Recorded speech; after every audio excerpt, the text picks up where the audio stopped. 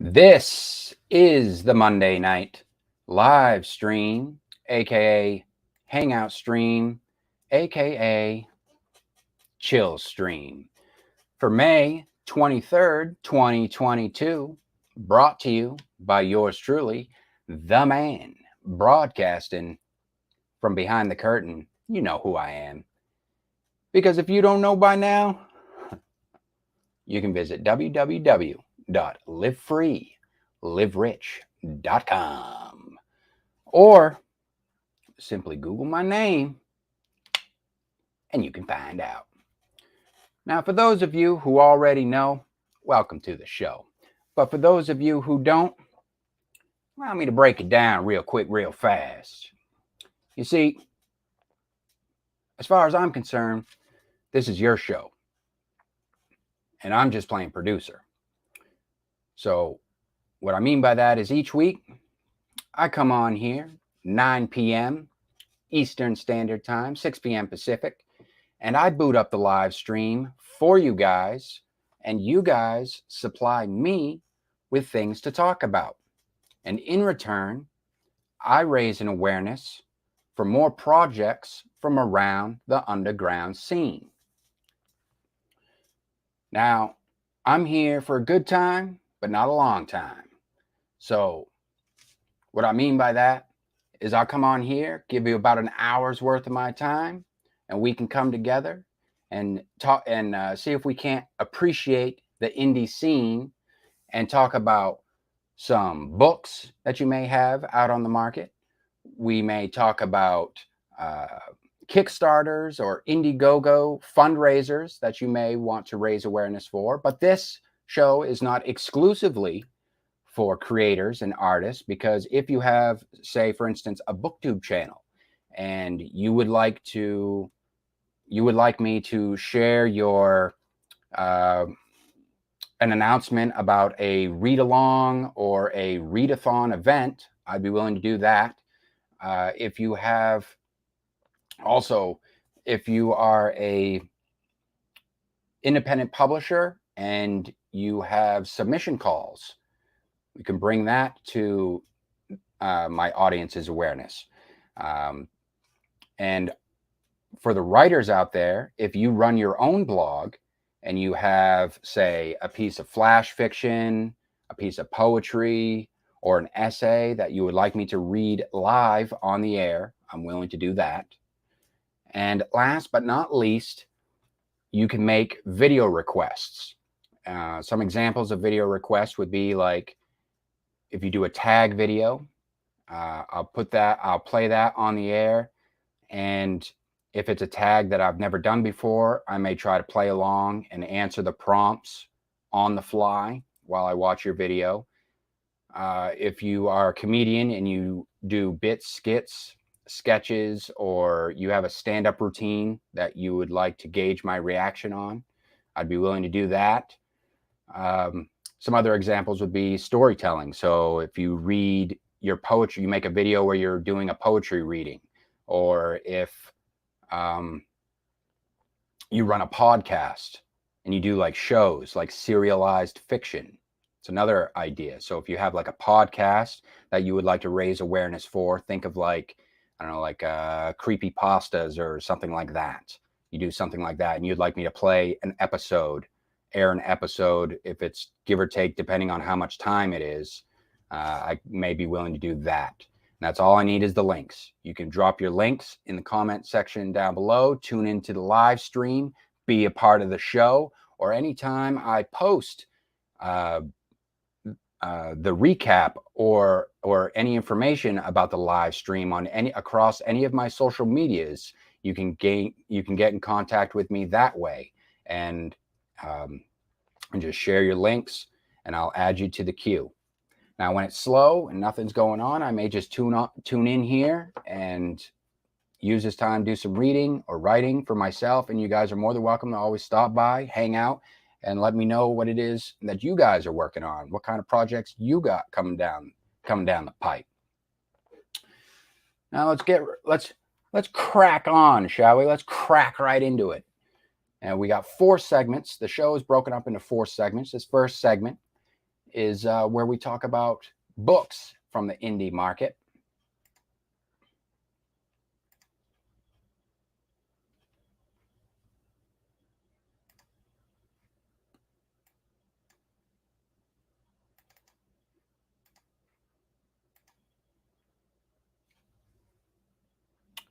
This first one comes from Twitter, from J.C. Gemmell. He says, for readers who prefer to listen, The Visionary is available as an audiobook from Audible. And he shares the link. Please have a listen to the sample. And Jennifer Aquino has done a fabulous job bringing Xin Yi to life. I don't know if I can do the audio. What I'll do, I'll leave the link. What I'll do is I'll leave the Audible link down below for you guys. I'm a little bit sketch when it comes to audios from third-party websites on this live stream. So what I'll do is I'll leave the link down below for the Audible, and I'll read the blurb from the book version, the novel edition.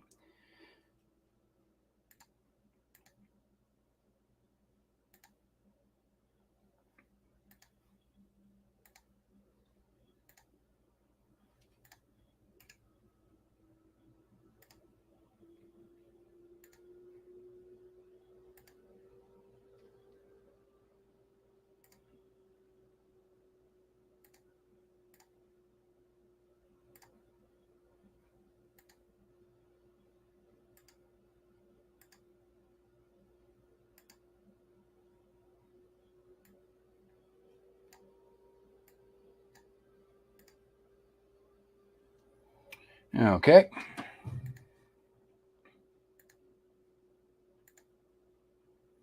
The Visionary, a dystopian sci-fi by J.C. Gemmell. At the beginning of February 2060, Mount Erebus erupted, the first of a chain of Antarctic volcanoes that forever changed Earth's future. Within days, sea levels began to rise until 60 meters of water claimed coastlines worldwide. 12-year-old Xin Yi and her mother fled their home, surviving amongst a community of rice farmers. A year later, a chance conversation with international census officials prepared her for a new life. Now 14, Xin Yi commences her training as a visionary. It is her task to imagine a new Earth rising above the drowning waters. Thousands of young people strive to design a world in which the displaced millions can live and engineer a solution that will take a millennium to populate. But Xin Yi's challenges are more personal, coming to terms with the loss of her brother and unexpected feelings toward a friend. She has to choose between working to benefit humanity and her internal conflict with love. Set over 3 decades after the 2060 flood, The Visionary combines dystopian, future, and science fiction and introduces J.C. Gemmell's Tion series. Tion, T-I-O-N, Tion series.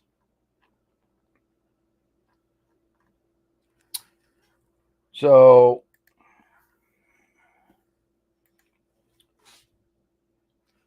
obviously, an environmentalist type narrative going on here. Looks like we got a little bit of a coming of age tale as well, set in this this dystopian sci-fi.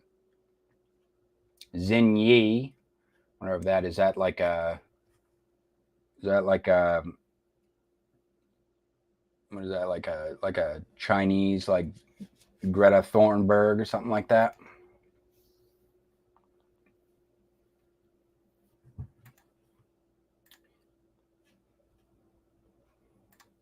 All right. That is The Visionary by J.C. Gemmell. And you guys tune in to the show.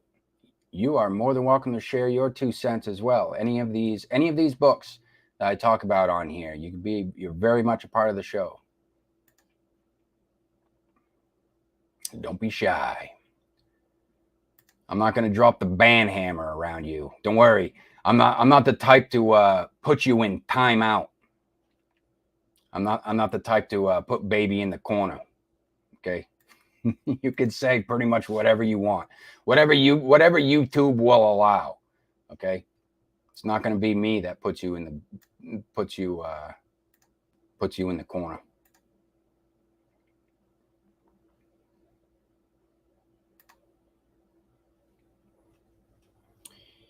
All right.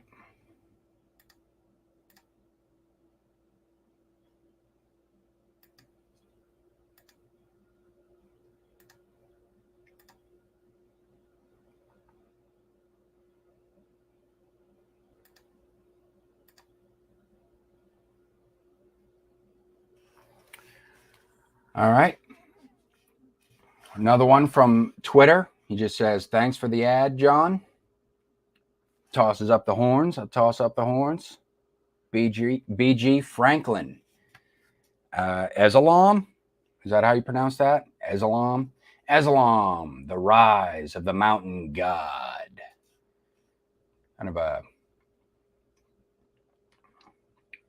clearly a fantasy. We'll see what kind of fantasy in a second here. Ezalam.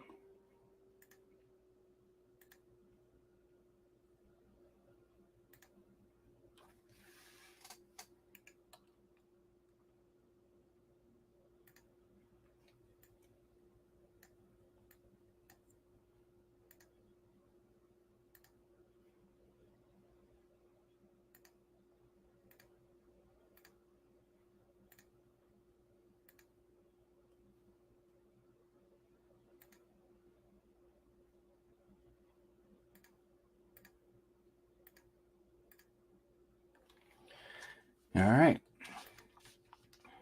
Ezalam, The Rise of the Mountain God by B.G. Franklin. In the Age of Discovery. In the Age of Discovery, the mighty Rovart Dominion rules the world with an iron fist. Through brutal force and indoctrination, their empire has spread from the sprawling mountains and hills of Rovan in the east, across the solemn sea, to the mighty Afal Mountains in the west. On the far western edge of the empire, the young orphan Beric is raised by the village cook Godfrey. Prophecy, peril, and fate align, casting Beric into a magical journey and adventure of a lifetime. The battle for freedom is sparked with a single flame, which rages into a fiery maelstrom as people rise to fight a war for deliverance from tyranny. So clearly a book containing a lot of political intrigue.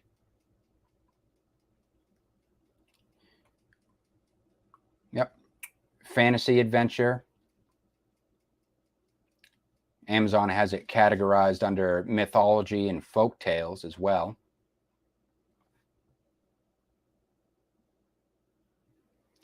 "303 pages on this one, so it's on the shorter end of fantasy. Not too.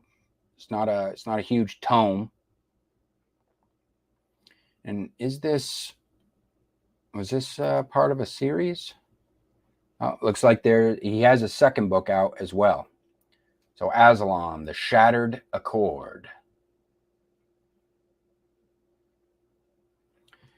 And that is both by B.G. Franklin.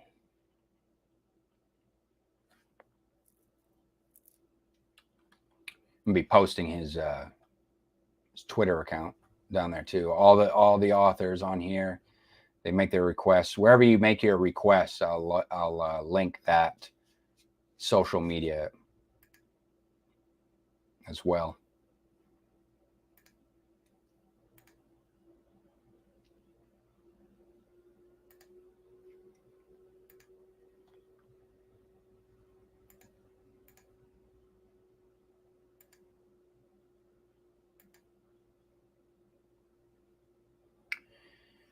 I usually do 4 books per show, but I may do 5. I think I'm going to do 5 on this one because for one, I'm making good time, and for two, I've been getting a lot more book requests, and I don't want to sit on my hands here and dawdle around. So I'm going to try and get through as many of you guys' requests, or see if I can, get through more requests.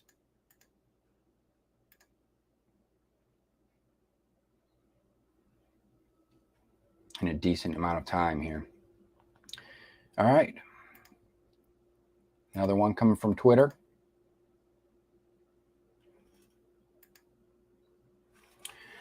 Eric Pellinen, he says, this craziness is a pulpy and culty actional, which floats Clerks in my mind's eye by being similarly licentious, hilarious, and liberal with the times. And apparently that's a quote from Goodreads. Let's check it out.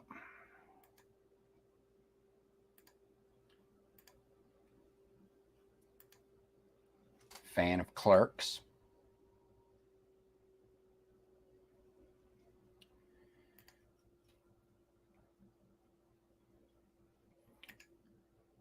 I never really got into that kind of humor, to be honest.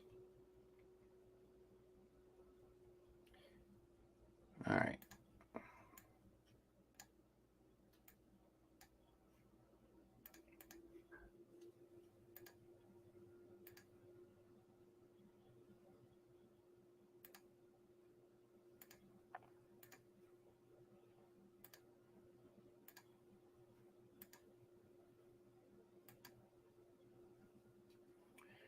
All right, The Crazy Between Us. Now, here's the thing. Let me get it. This is the one I wanted to make some. I wanted to make some comments about the cover. The thing is, I'm not a huge like cover art type of guy. In other words, I'm not the type of person that like a cover art snob where I say like, okay, well, like it's the literature that's supposed to be the meat and potatoes, what's fascinating. And some people will say like if a book has like shitty cover art, then that's somehow alludes to what is inside of the book, and I disagree with that, because really the cover art could just be literally, because it's self-published, and in the indie scene, if it's self-published, and shitty cover art could really just mean, you know what, I don't care about the cover art, and I'm just going to cut cost, and I just want to put out this book. And now my caveat to that is it comes down to the blurb, because what does the cover art do, if not inspire some people who just fall in love with cover art to buy the book, regardless, of what the blurb may suggest the book is about. But they buy the book for the art. Have you ever bought a book just solely based upon the cover art alone? Leave me a comment. Let me know. But for me, I wouldn't say that I've bought books. I wouldn't say that I haven't bought books based on the cover art. But what I think that the cover art should do more often than not, if the main purpose of it, it should get you to click on the product and inspire you to read the blurb. And then ultimately it's the blurb, it's the job of the blurb to entice you as to whether or not you want to read that book. But that's, if you're looking at it from a standpoint of having literary merit in terms of an art form. I mean, I'm sure there are people that just say, all right, well, the cover looks nice, so that's why I bought this book, because they're just a book collector. So they like to collect, they collect books. Rather, they probably collect more books than they actually read, just based upon the artwork of the cover. In which case, maybe that's an investment. But the artist in me is like, all right, well, the cover, it doesn't really matter. It's what's on the inside that counts. It's what's on the inside that counts. Because I'd say right now for this cover, this is just, I mean, I've read books that have like the universal template used, like this is like an Amazon. This looks like, it's an Amazon Kindle universal template book cover with a random, looks like a random JPEG slapped on there, and some really ugly looking typeset on the bottom. And I think the reason why I bring this up is because Eric Pellenin has another piece of work that I'll show. He didn't suggest that work, so I'm not going to read the blurb, but I will leave the link to this book, and then you guys can check out the other one for yourself. So let me start off with this book.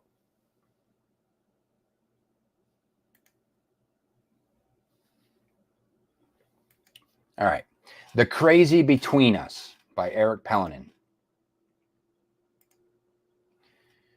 Gilbert Virgo is a typical minimum wage working man living in Eugene, Oregon, who's down on his luck and trying to find his own path in the world.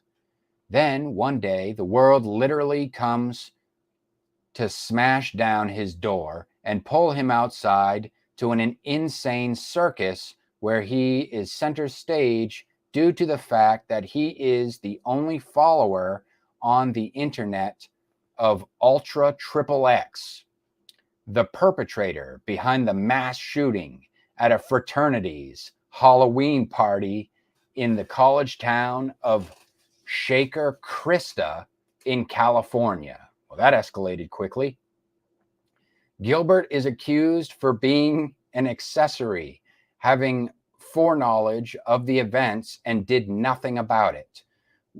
I don't think that would hold up in court, but with the help of his ex-girlfriend and a group calling themselves the League of Liberty, Gilbert attempts to fight and prove his innocence. You don't have to prove innocence. Prove his innocence, but in an era where society desperately needs to point a finger at who is to blame for horrific acts of violence, it will be harder for Gilbert to do so. So maybe a little bit of a social commentary here. Eric caught me off guard on that one. See, the crazy between us.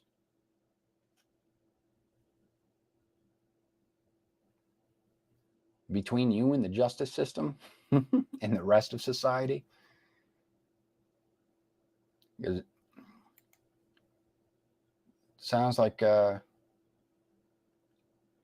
might be a bit of a social commentary piece. It says literature and fiction, so maybe a literary piece.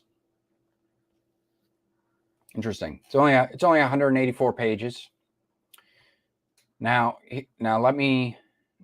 on his Amazon or on this product page, you can click on his name and go to his Amazon page. And I want to show you. I'm not going to read the blurb. You guys can find out if you feel intrigued. To prove my point, if you feel intrigued by the cover art, if you feel so inspired to go check it out for yourself, you can go read the blurb to this story that I'm about to show the cover art for. So let's remove this one.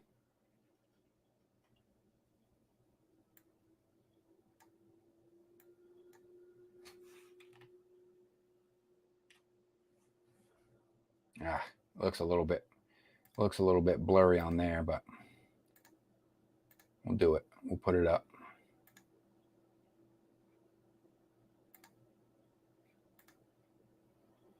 All right, this is a different story. And this one, see, look at this. Look at that right there. It's a little bit blurry, but you can see, you can get the gist of it.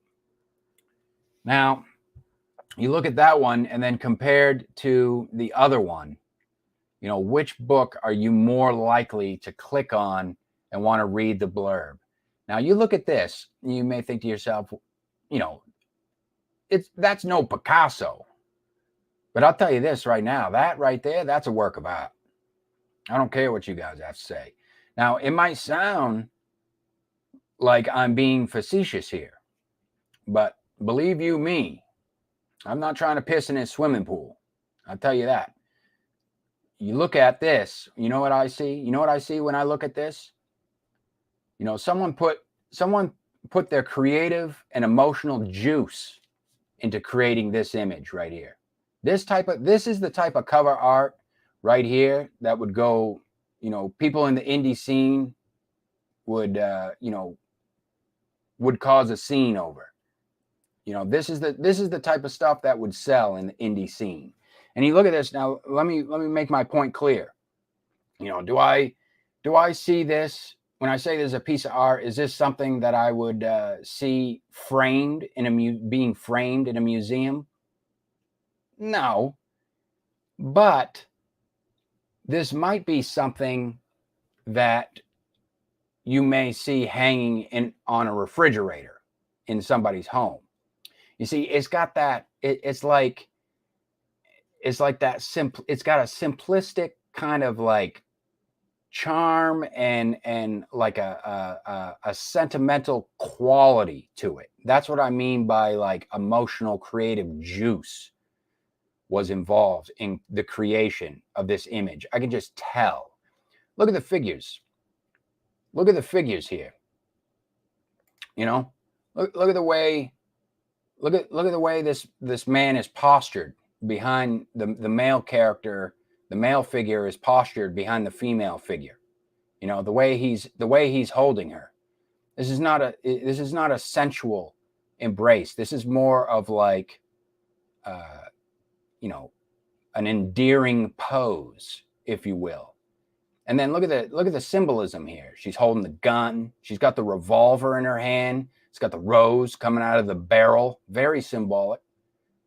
You know, and then in the background, it's kind of hard to see, but it says, you got the door in the background here. It says not an exit. And then above the door, it says, what does it say? I got to bring up the page. It's blurry on the screen, but it says love and tragedy. And the title of the book is, Rosemary and Despair, Love and Tragedy. You know, they're standing in the pool. Why are they standing in a pool? Perhaps this setting right here is like channeling a specific time and a place, perhaps a memory of some sort. See, this is the type of stuff that indie is made of right here.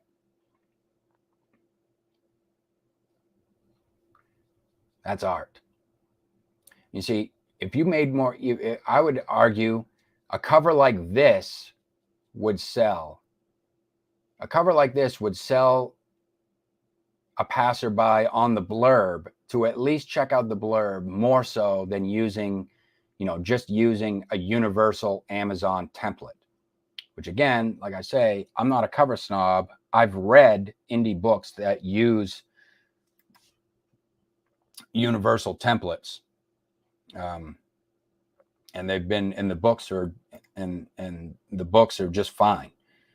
It's nothing, because it's like I say, it's what's on the inside that counts. But you know, you want to do something. I would imagine it's not so much like, you know, is it high art? Is it Renaissance art? You know what I mean? But just, I think that you're going to, you know, for a book cover, I would say it's more important to, it's not so much important that you have like, you know, high Renaissance art on your book cover, as much as it's important to just personalize it. And I'm noticing a trend. I don't know if some of you guys notice it. You can let me know.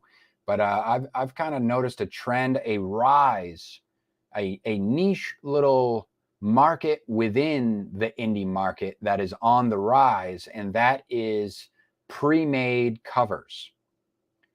People are selling pre-made book covers. Now, I don't know what your take is on this. I feel like it definitely has pre-made, the idea of selling pre-made covers. There are artists out there. I guess on one hand, I'm like, all right, well, the art, there are digital artists, or maybe they're doing paintings, whatever, whatever these pre-made covers are. There's a space for artists to get into the indie market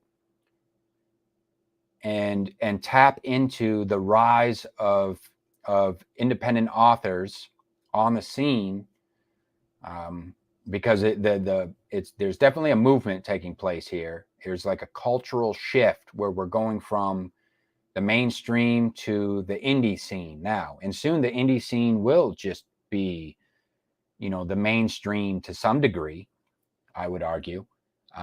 It's just going to be, it's no one would think about it. In other words, people would, you got to think about a time when credibility was everything. And it's like, it's not to say that credibility still doesn't play a role. It's just that it's not as prominent in this age where there's no gatekeepers. There's no one standing between you and getting and seeing your vision through to the end, and creating something from your own imagination. There's very little in between you and making that thing a reality. So with very little gatekeepers means, before, it would mean you would have to prove yourself to these so-called experts and authorities in the realm of publishing in order for you to get a story out in the market. But now you don't need that. You can just do it. Start your own publishing company, start your own, or just become a self-pubbed author and represent yourself, and you can put your work out there. So there's this rise in the indie market, this explosion in the underground scene of creative minds. And artists can tap into, I see artists are starting to tap into that now, and they're creating, and they have these pre-made covers. So I don't know. I just wanted to bring that up and see, maybe that's a topic of discussion. Maybe I haven't heard a lot of people talk about it. I think I haven't heard a lot of people talking about it or bringing it up as a topic of discussion, and maybe get you guys' 2 cents on it. How do you think it? What do you think about that? And on one hand, I see it being a way for artists to kind of build a portfolio for themselves. They get to do something creative, and they get to create these covers in their spare time.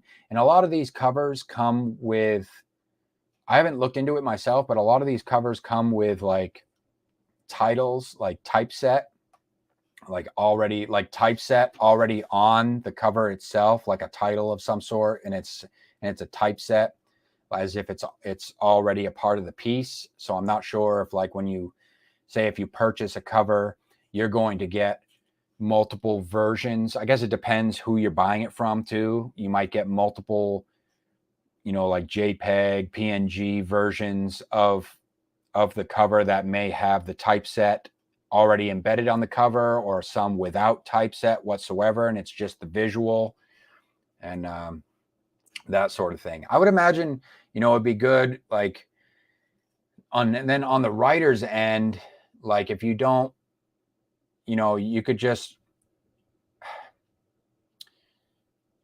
like you get to the point where you just, you go onto a website and you're just buying a cover.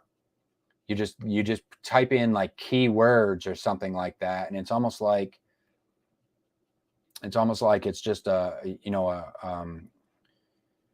like you could buy, like you buy the cover first, and then you write a story based on what the cover looks like. You see what I'm saying? Like it's It's almost like it would be it's a thing for like people who are trying to become like right to market type authors. I don't know. I've just made my own. I've always just made my own covers, but but for me, it's just that's part of the process. Like, but now I've simplified my covers. I just use like a universal style, but I've personalized it. So like I have very simplistic covers, but that's because I'm not a cover snob. I don't need like high art on my cover to sell me on a book, because the thing about it is like a lot of esoteric books are like that. A lot of esoteric texts are like that. The covers are very simplistic. There may be some symbolism or symbology like on the cover itself, or it may have like some fancy type of like framework or something like that. But other than that, it's just the title of the book and the name of the author, and it's the contents of the book that's supposed to reel you in and sell you on the book itself. You're buying the book for the contents, not because you were sold on the cover. All right, I've gone on about this long enough. It's just something that I thought was interesting, and I thought that it could be a possible topic of discussion, say for like Authortube, you guys out there in Authortube land, or maybe even in Booktube as well, if you guys are sold book collectors who will get sold on book covers and maybe never even read the book that's on your shelf. You just bought it because you thought it was pretty. All right, we're gonna do a couple more. Let's do a couple more books, and then I have an announcement to make, and then we'll get into some reading. I'll try to speed this up here.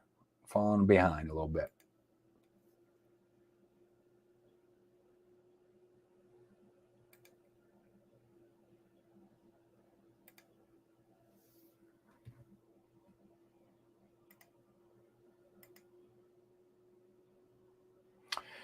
All right, this next one comes from Luann. I don't really know how to pronounce your last name, Olias.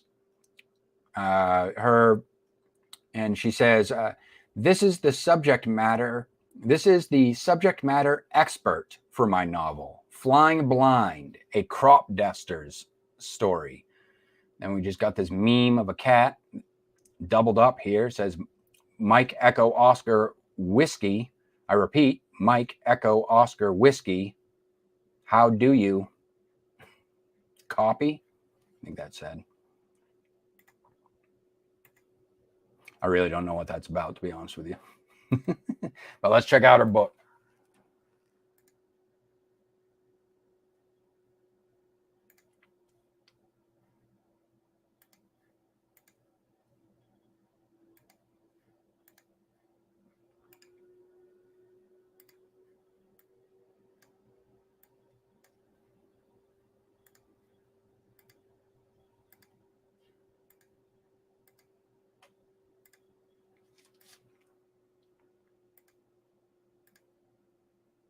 All right. Flying Blind, a crop duster's story by Luann Oliaz. A crop duster, hold on. Yep, looks good. A crop duster shouldn't teach a priest to fly. At least not Tony. He shouldn't be having an affair. Hold on, let me read this over again. A crop duster shouldn't teach a priest to fly. At least not Tony. He shouldn't be having an affair with his boss's wife either. Uh-oh. Tony flees Texas at the point of a shotgun and finds himself unemployed. As a flight instructor, he demonstrates flying spray runs to his worst student, Father Roberto. Imagine the great Waldo Pepper teaching Mother Teresa to fly in Steinbeck's Salinas Valley in 1972. An ace in the air, but a mess on the ground, Tony needs to tame his inner demons. Can he stay alive long enough to do that? Is flying fast and low really like making love to a beautiful woman? Flying blind, a crop duster's story. That was an interesting blurb. Really didn't know what to make of that, honestly. Is it a love story? God damn, 344 pages on that one. It'd be a long romance if it was. Let's see what they got. They have it under, Amazon has it categorized as aviation, religious literature, fiction, and literary fiction. It's probably more probably leans more on like literary side, it sounds like.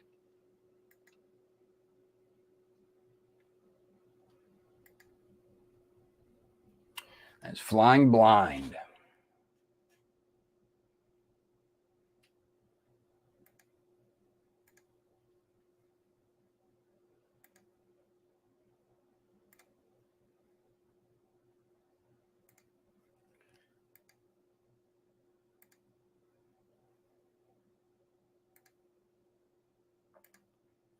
All right, let's do one more book. Another one from Twitter.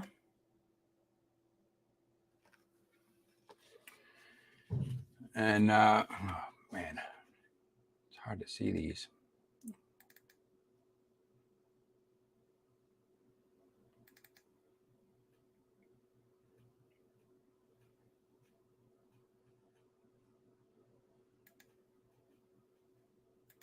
This next one comes from Dawn L. She says, "Get ready for summer with these beach books. Racetrack Rogues, a story of family, love, and loss." They're both on Kindle Unlimited. And Backstretch Girls, best horse racing book of the Equi Film Fest. I bet she's proud of that.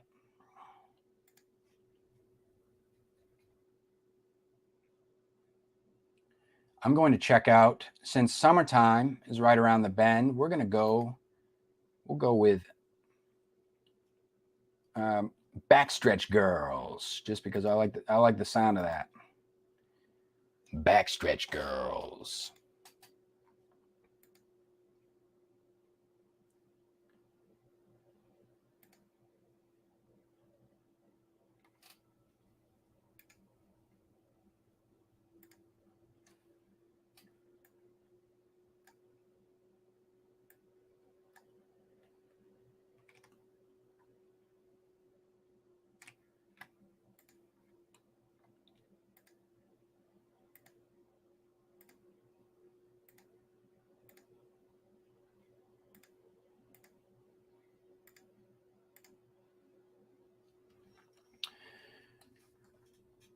All right.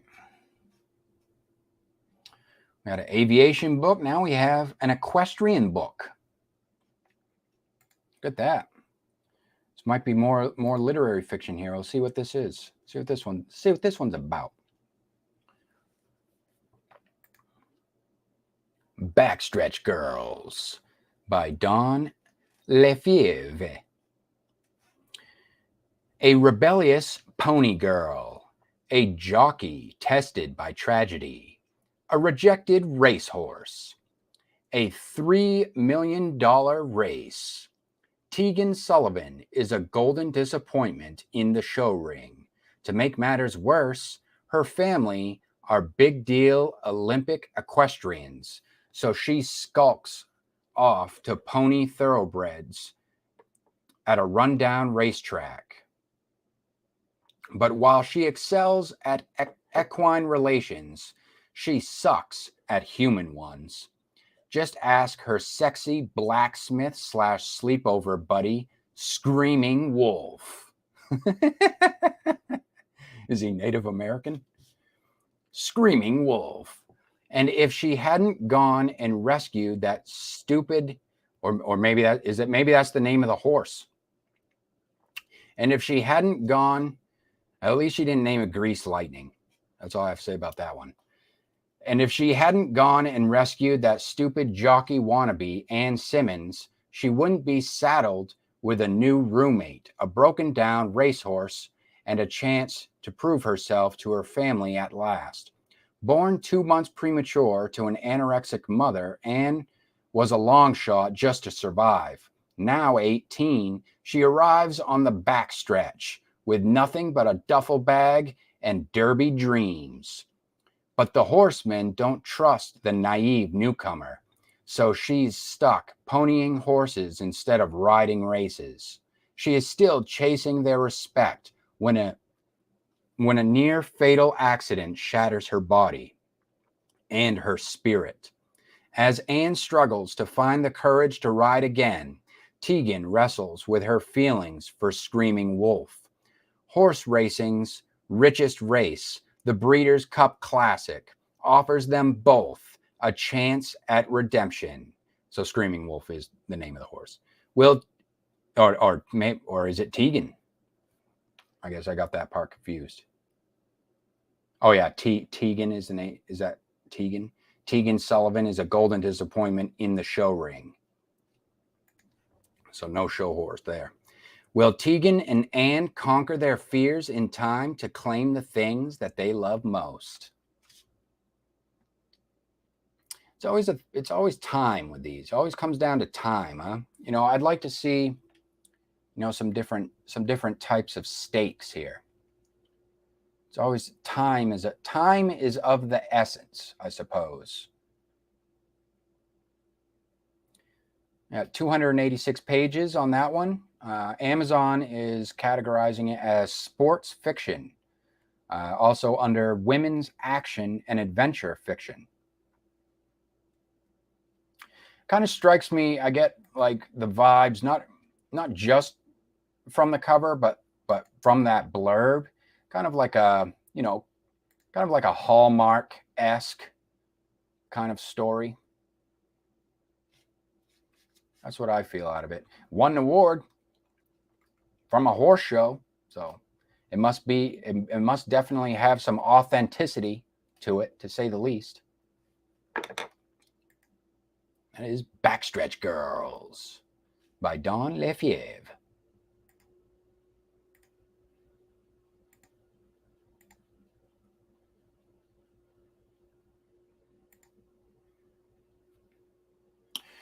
All right, that's the books. So if you guys have a book that you would like me to raise awareness for, you have a book on the indie market that you would like me to raise awareness for, just go ahead, get in contact with me. I just need the title and the pen name of the author. And bada boom, bada bing, I'll add you to the queue, baby.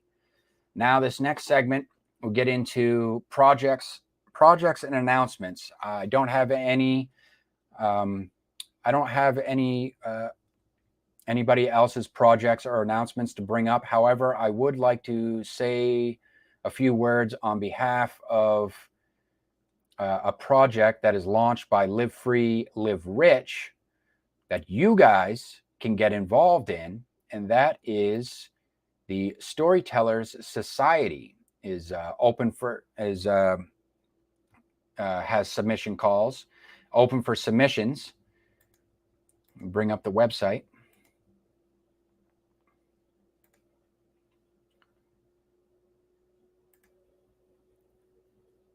Let me see if I can get the whole thing here.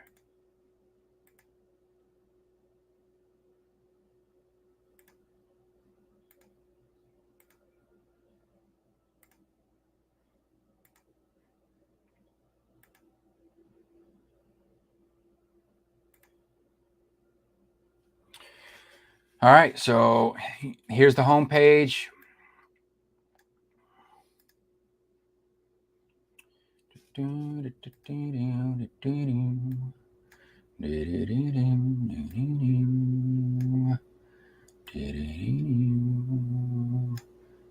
How's that look? All right. Yep, that's good enough. You're on the home page. You come over here, hit the networks tab. Did that change it? No. Oh, yes, it did. Very good. So you hit the networks tab, scroll down here, And under writer submissions, this is for the Storytellers Society. Let me just go over the writer submissions for you guys.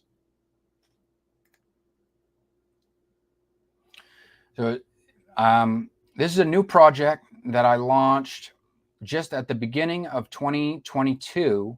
And this is something, that it's just another way of trying to do my part to try and raise some awareness for some other artists in the indie scene, specifically writers in the indie scene. And this is submission calls for the Storyteller Society. We're looking for flash fiction specifically. It can be, we'll go over the criteria here. You'll see down at the bottom here the ways in which your work will be used. This is not paid work. This is just an exposure deal, but I'm going to explain a few ways in which you may want to take advantage of this. So the ways that I'll feature your work will be featured on the website is it will be published for free for public viewing, and it may be up for consideration in a magazine or a paperback. Now, here's the thing.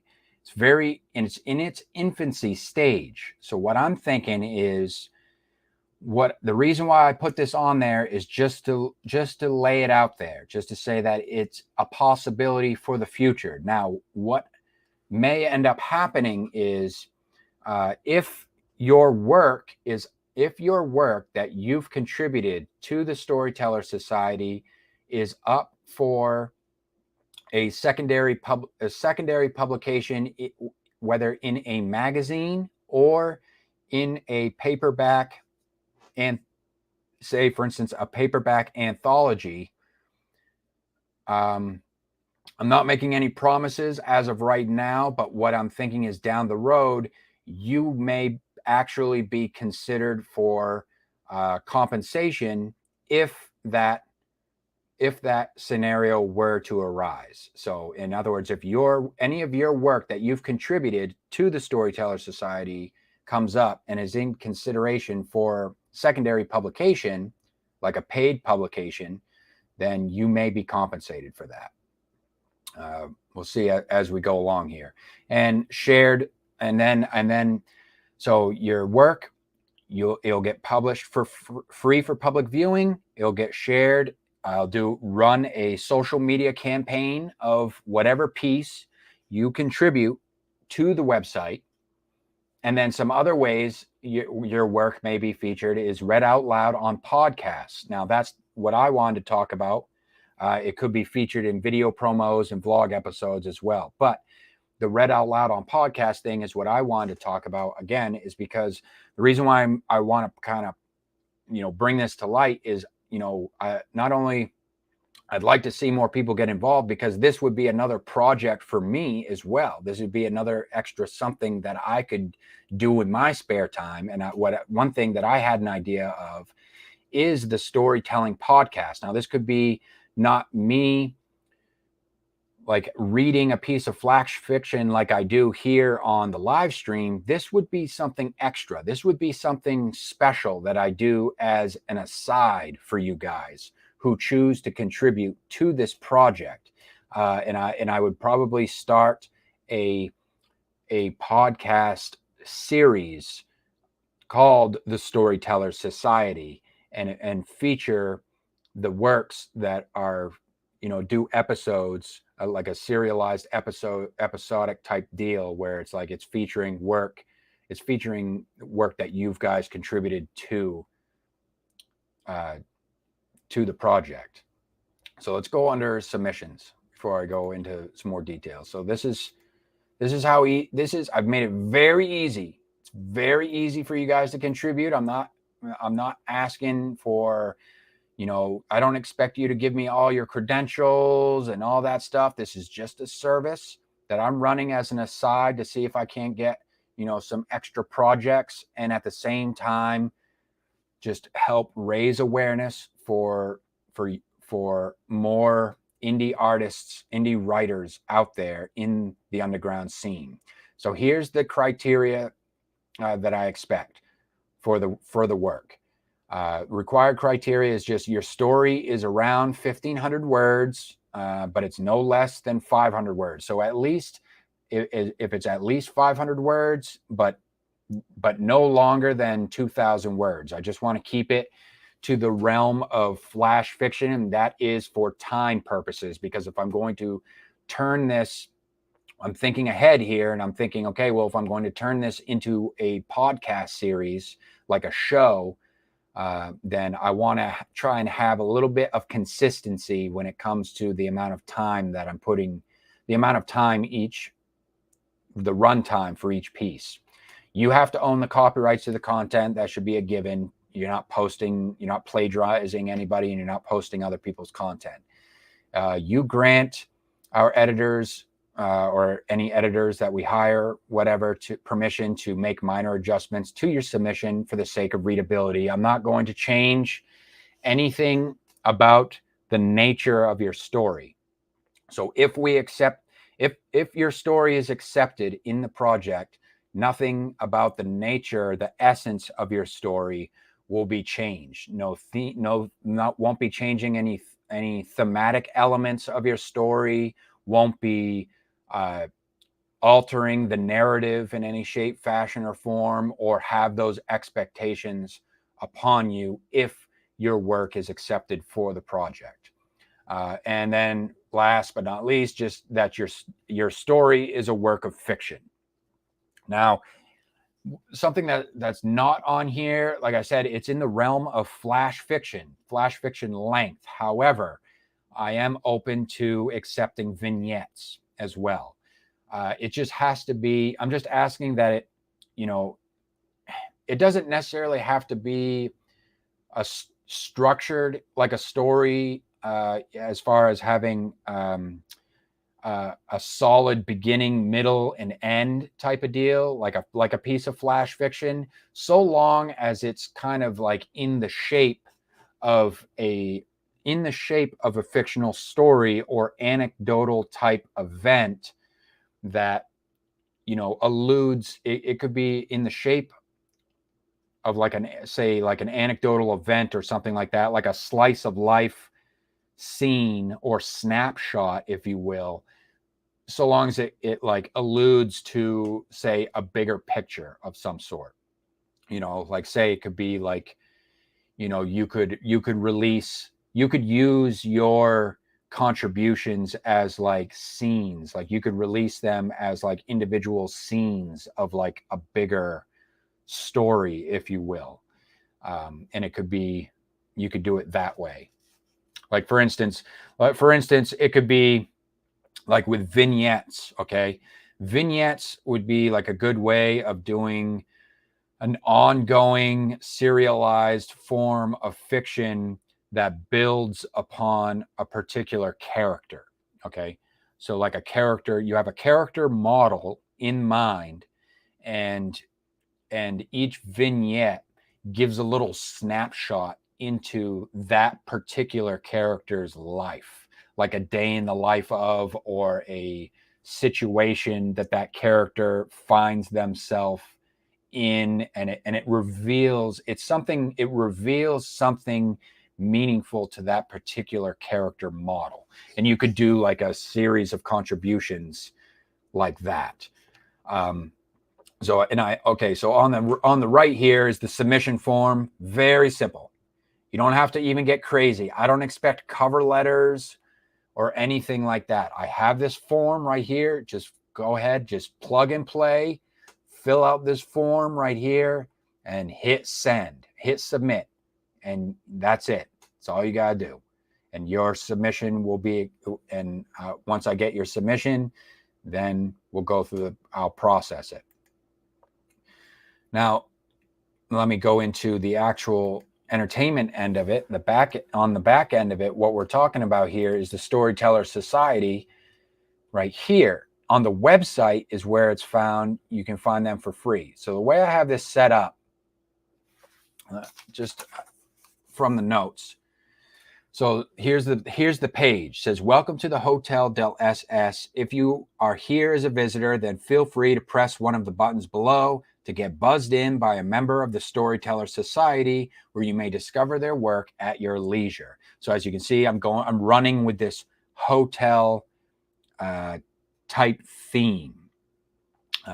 And then at the bottom, if you're an independent writer interested in booking a room, then please, check your submissions check in your submissions for approval. So we have someone who has already contributed here, and you can click on here and it'll bring you to room 34, where that, room 34, where that content contributor has their own like profile, if you will, but it's like their room, and it has, that's where you're going to see like their author bio, and you can click, and any external links to like their website, their social medias, anything like that is all going to be found when you go in and you visit their particular room in the hotel. Now, here's the thing.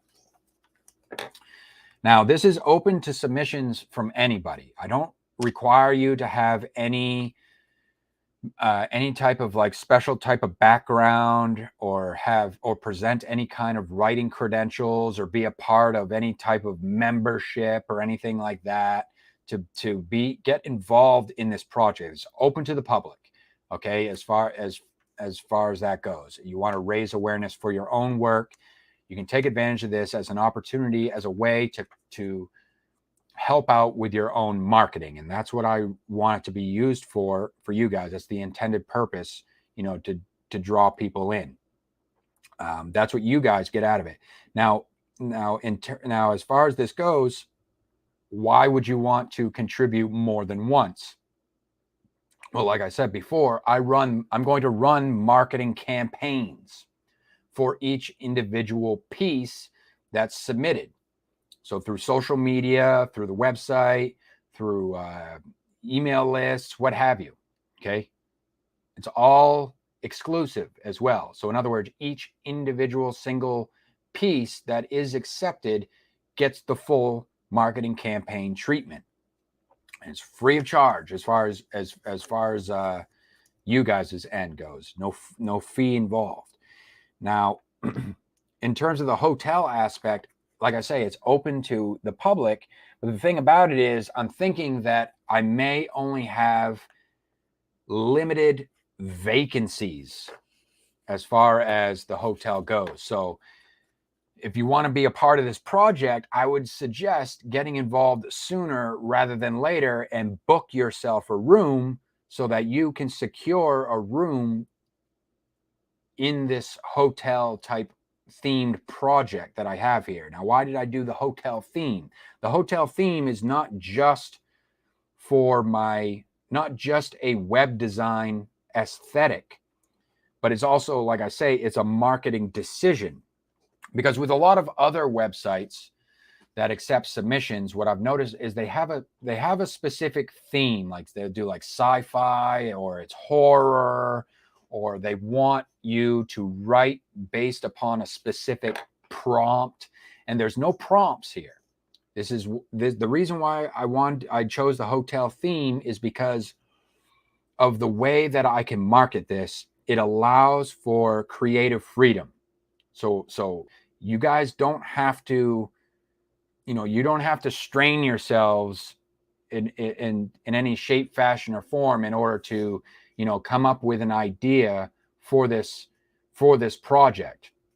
Any piece of it could be any type, any theme, any genre. It could be anything that your imagination can come up with, as long as it falls under the criteria. It could be, like I said, a piece of flash fiction or vignette, but it could be anything. Your prompt, your ideas. So you have the creative freedom, but then it also allows me, I'm already have the foresight to see how I'm going to be able to turn this into a podcast with serialized fiction around this hotel type theme, and be able to introduce a piece of work from each contributor, no matter how different they are from one another, and still have like a cohesive and comprehensive, way of marketing the show. So that's why I did it that way. So if you guys are interested in getting involved, I'll leave the link. The link will, this is the only time that I'll bring it up during a live stream, but this link to the Storyteller Society, I'll just, from here on out, I may just bring it up as like a quick announcement, but the link will always be featured down below in the description of each show. So I just wanted to bring that to you guys' attention. A little housekeeping, if you will. And if you are an indie press, you run your own blog and you have calls for submissions, you're more than welcome. Get in contact with me and I will make your announcements here on the live stream as well. It could be for anything. It doesn't have to be just for a blog either. It could be for an anthology project that you're trying to find some more writers for, some to contribute to, anything like that. All right. Now let's get into the third and final segment. We don't have any videos for this live stream. Let's get into the third and final segment where it is reading time. And I read some work contributed by you guys from your own blogs and websites.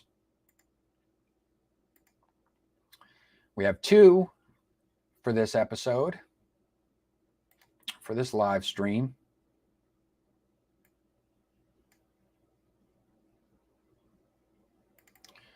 This first one is coming back. He's coming back for round two, ladies and gentlemen. Round two on the Monday night live stream. Two-time contributor. Let's hear it for Tion. Tion RS. He says, Tion writes, "This is my poem, Silence of a Library. I hope you have nostalgic memories of libraries. Thank you." Thank you, Tion. And it is from his blog, nitonspoetry.blogspot.com.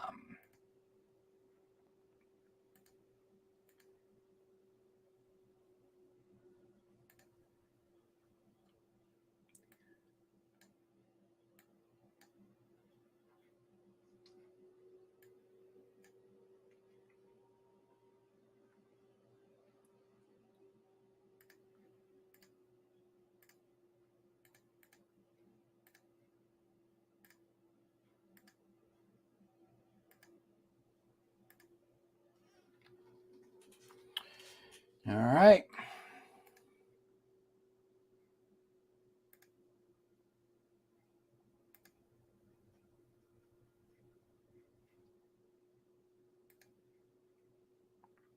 Silence of a Library by Tion RS. I see the library as a garden of books that emanates fragrances of old and new books, like the fragrance of flowers of vivid colors. The board, silence please, welcome you. Is it really that welcoming? Silence, you fools! To the world of words full of peace, but the hush talks do make to the world. Okay, the board, silence please, welcome you to the world of words full of peace, but the hush talks do make unwanted noise. Some people forget that they're supposed to be silent. Racks of books are arranged like skyscrapers. Computer catalogs made it easy to locate books.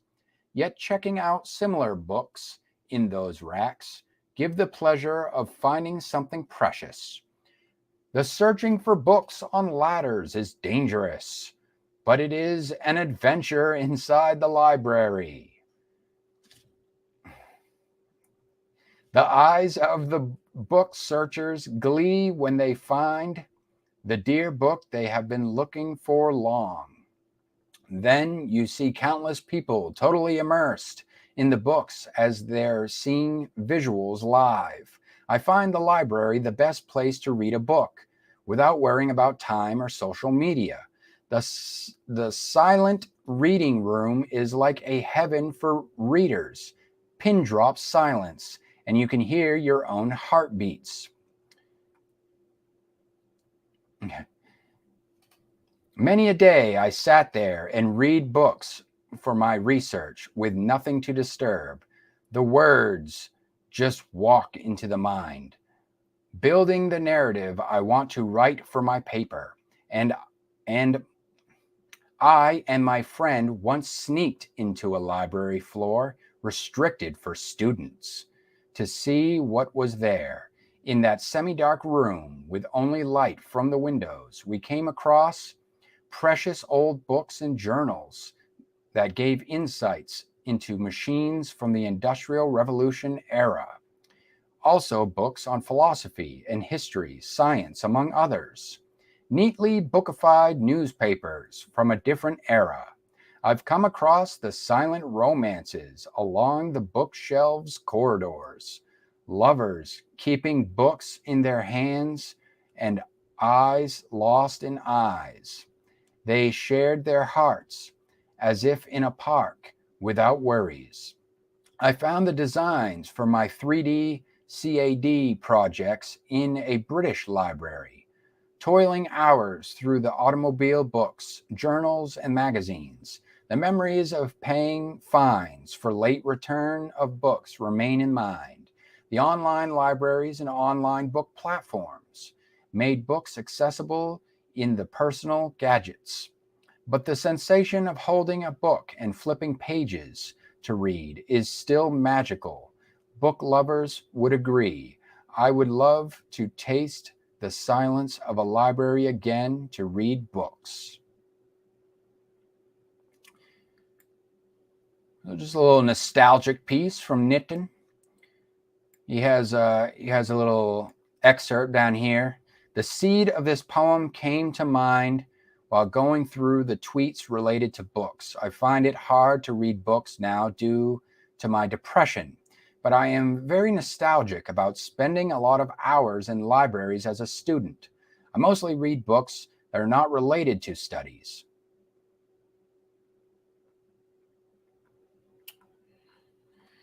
I used to go to the library. I remember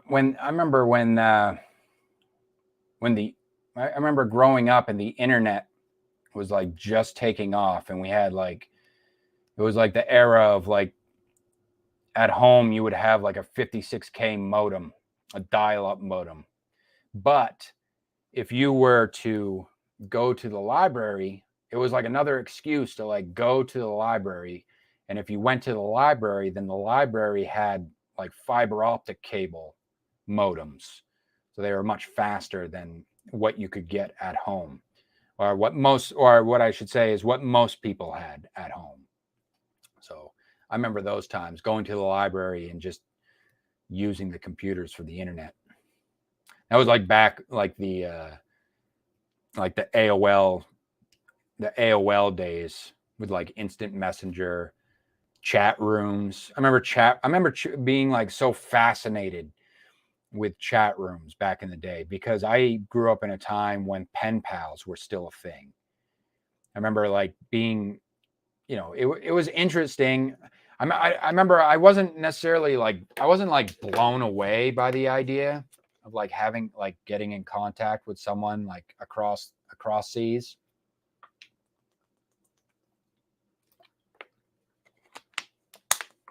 I mean, I wasn't blown away by the idea of that in terms of having pen pals. But with chat rooms though, it was kind of it was in a similar vein, but in real time. And I do remember being fascinated by that. It was quite, what's the word? It was definitely quite the novelty when it first came about, message boards, things like that, which I would say that over the years you know, with the advent of and development of social media platforms and stuff like that, it's definitely lost a lot of its charm. Now nobody really thinks twice about, you know, a lot of these type of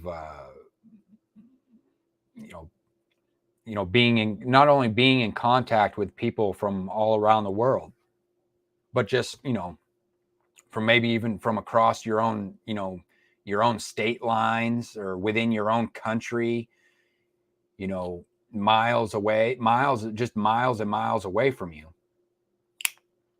And, you know,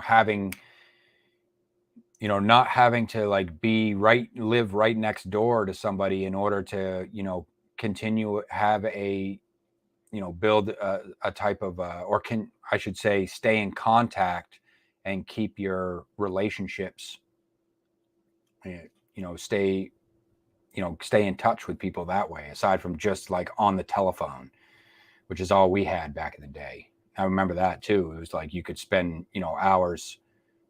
People used to like spend like hours like talking to each other on telephones. Or at least that was a thing for us when we were, you know, when I was like in my teenage years. Not all the time. It would say like, you know, maybe like right after school or something. Not like right after school, you want to talk about, you know, things that happened during the day, or if there was like a TV series or something like that. Like on social media now, you can like talk to each other, like stay in real time contact, like through like Twitter or like FaceTime or something like that, while like watching a show together, whether it be like on Netflix, on TV, what have you, or watch a movie. You could do like movie nights, something like that. All right, let's get into this last piece of poetry here. This is from this is an untitled poem by someone, L Dagger. I forget her first name here. Her Twitter handle is DaggerXP, and she just wanted me to share this. I suppose she just wanted me to share this this poem here.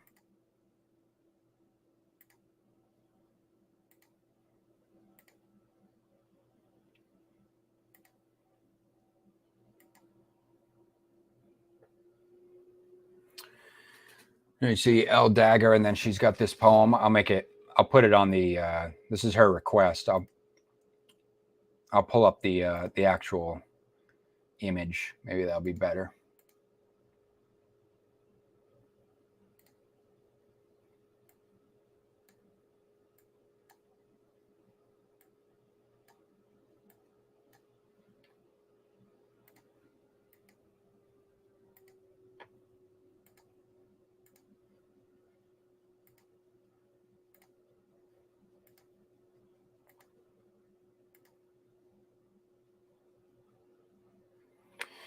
All right. So this is just a short one. She just wanted me to share this one with you guys.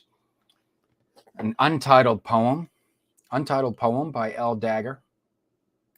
She says in this one, the day the poetry died, music skipped a beat, time halted, everything was interrupted, birds fell, wings clipped by the strong rhythm of heartbreak. Lightning struck, I reached, you were not there, the day the poetry died. It's maybe a bit quite flowery, very perhaps metaphorical. The metaphor is lost upon me, I have to admit.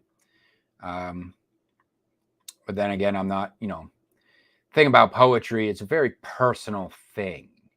You know, I might come off a little bit harsh when it comes to poetry when I say things like, you know, word salad, stuff like that. But the thing about it is that poetry, I do understand that poetry itself is a very personal thing. So it's like you almost have to like it's not just like getting a glimpse of the artist. It's almost like the artist, the poet, and the piece kind of go hand in hand. So it's not.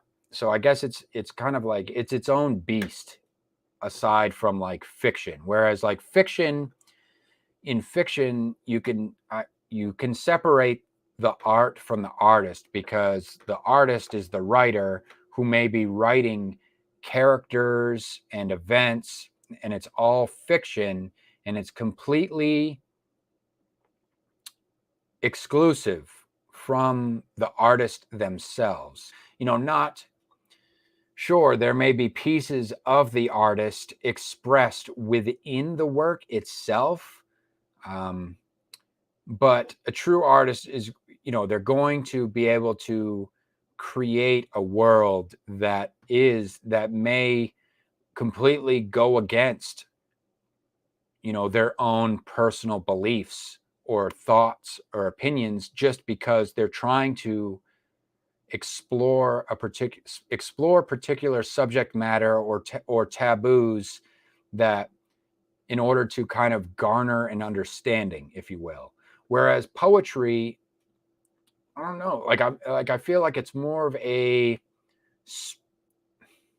want to say spiritual, soulful type experience, where it's like it's about what's coming out of the poet. It could be, like, whether it be like a memory, a feeling, anything. Nostalgia. It could be fictional as well, but that's just the thing. Like, poetry can be fictional as well. Look at Dante's Inferno, for instance. The Divine Comedy. That's poetry, and it's in story. But it's in the form of like a story. So you can tell a story with poetry, but I don't know. Like I say, poetry is just kind of like struck me as like it's a very personal thing. Like, you're getting a glimpse into another human being's soul, if you will, when you read poetry. And it's almost like you have to kind of know, in order to really fully grasp the meaning, or like the essence behind the words themselves that are being used. It's like you almost have to already have a kind of relationship with the poet themselves. Like, you need to know something about them. You need to kind of know a little bit of a backstory, if you will, to kind of like set up. Like, for instance, like I don't know, like if it's like I don't know, like a Hemingway thing or whatever, or it's just like where you have like there's like some backstory there, like if someone's like suffered some tragedy in their life, and it's somehow like that kind of like unlocks the flavor, if you will, unlocks the whole essence of the piece. In other words, it may give you some insight as to why, not only why the piece may have been written, but an insight into the word choice, and kind of get a feeling for the way in which it flows. Now, of course, I could just be completely talking out of my ass here. You know what I mean? I'm just, this is just what's coming off the top of my head, just kind of like, just thinking, what poetry is all about. Because I've never really, aside from like song lyrics and stuff like that, I don't really read a whole hell of a lot of poetry. I have read some Bukowski, but I do actually have a book of a book of poems by Bukowski, called "Love is a Dog from Hell" or something like that. And to be honest, I read quite a bit out of that book, and I mean, not cover to cover, but quite a few select pieces that seem to strike me that they could be interesting. And to be honest, I think Bukowski is overrated, to be quite honest. He is or was a man from a time. He was a man of a time and an era that just so happened to, break in to a scene, and where he kind of just stood out like a sore thumb, just his persona, his type of persona, very, very manly man type, and then, and I think that's part of it, is like, he was like, it's not something that you would associate with a poet. Like, you wouldn't think of a poet as being like the manly man type. You would think of poets as being more of like effeminates, aside from like, now that, again, like I say, this is an aside from like rock stars or, people writing lyrics for songs. Whereas, even though a lot of them are quite effeminate as well, even in the metal scene, at least in the rock and roll scene. The rock and roll scene has a lot of effeminates type of men, but in the metal scene, less so. But I think that's what Bukowski kind of tapped into. It was like an oddity.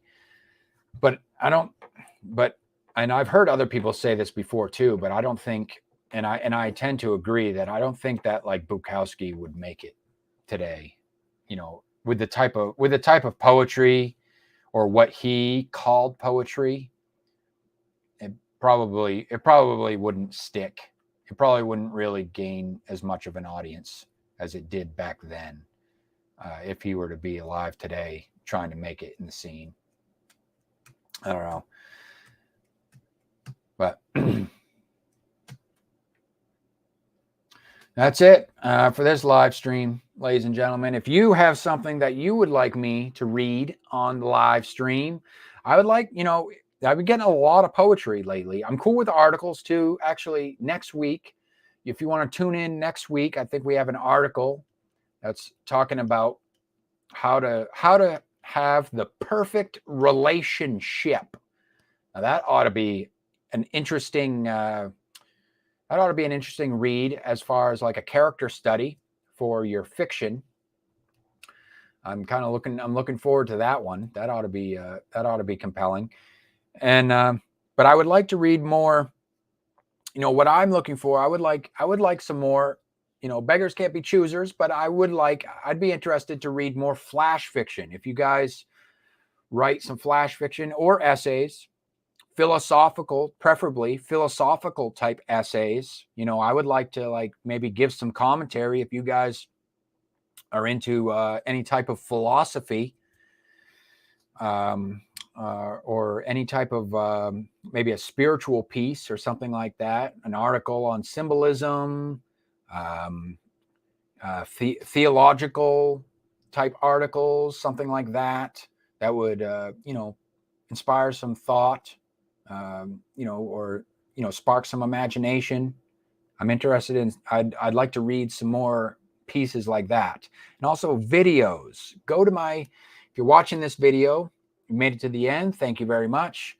Go to my YouTube homepage, and I have a video titled Super Duper Authortuber Tag Video, and on there you'll see I answer some questions. I start an Authortuber, specifically an Authortuber tag video that all indie authors are welcome to do. And if you tag me in the video, then I will feature your video here on the live stream. Preferably, if you could keep it under 10 minutes, that'd be great. And what it can be is like a segment of the show where I can do introducing my audience to some other authors in the indie scene, and it's just a different medium for doing that, other than just talking about your books or reading your articles, what have you. So we can get a little kind of spice things up, add a little variety to the live stream, if you will. So if you've got, you got the brass to put your face on camera and do the tag video, I encourage you to do so. And I'll take it easy on you. I'm not going to embarrass you or anything like that. Try to take the piss, as they say. I just want to do it. I just want this to be a way for more people I just want this to be a way for me to get engaged with more people from around the scene and help you guys, and at the same time help you guys garner some awareness for your projects and for your art. So as always, I will see you guys next Monday, same time, 9 p.m. Eastern Standard Time, 6 p.m. Pacific. Have a good one.